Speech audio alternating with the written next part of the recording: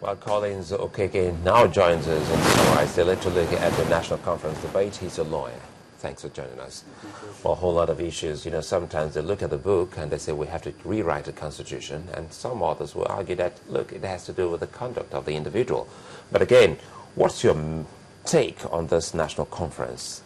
Well, I would like to start by saying that I think the conference is a good idea.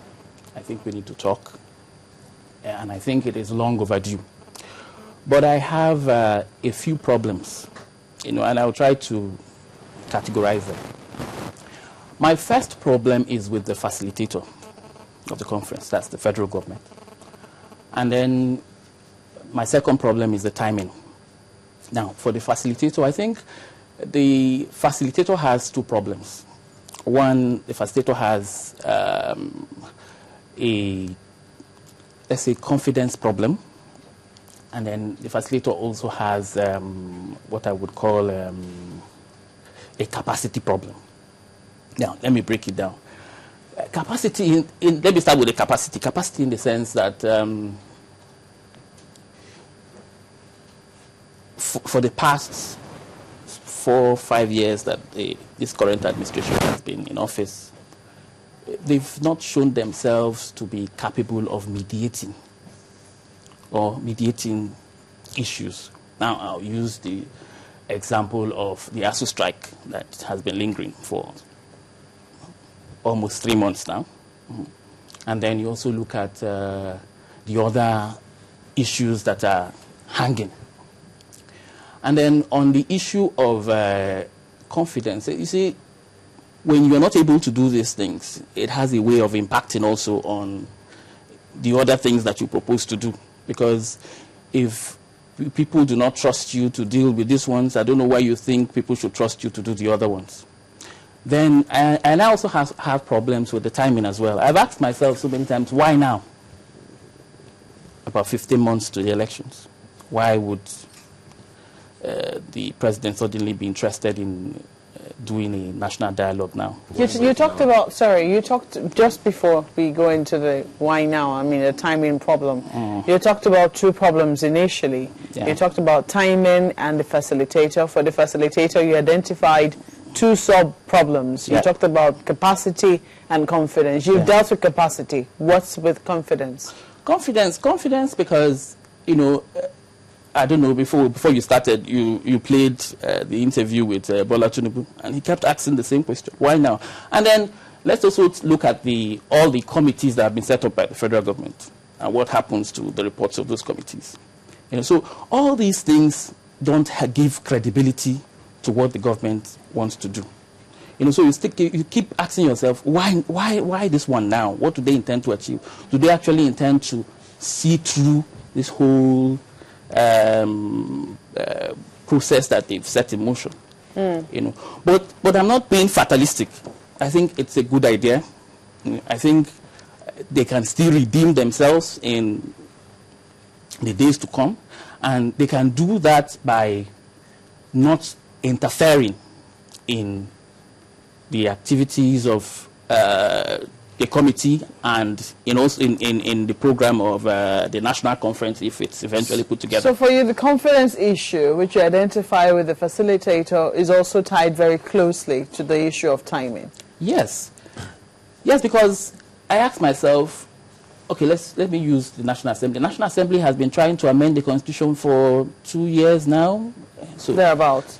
So you can imagine. So if we start a national conference now, I imagine we intend to come up with a constitution, and then we'll do a referendum, and then the National Assembly will have to give it legal status. You know, so you just ask yourself, can we actually, do this within the existing time frame?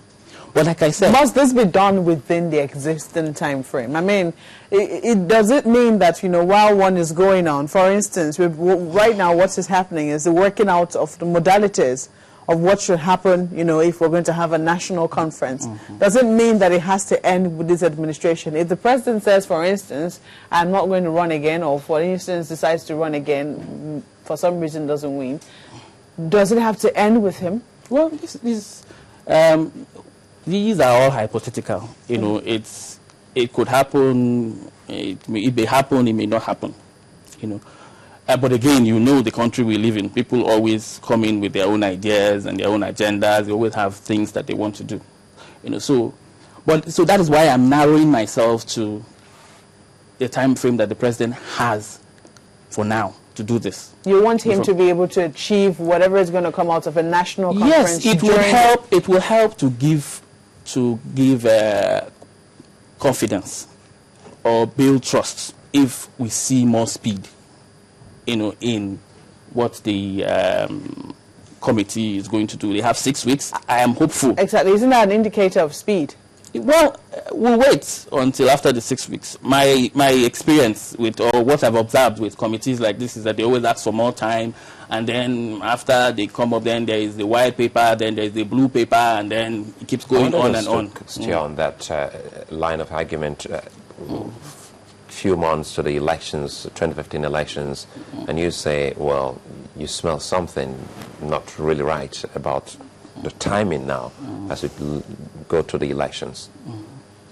You think it's distraction or what? No, well, there are people that think it's a distraction. I, for one, I support a national conference. So in other words, it's what the people want, or majority of the people. Yes, there is also a huge number of people that have doubts about what the government, the agenda the government actually, or what it tends to achieve from national conference. So for them, it's not about the viability of a national conference or the fact that we don't need one. It's just why now for them. Why now? And then what really is the agenda?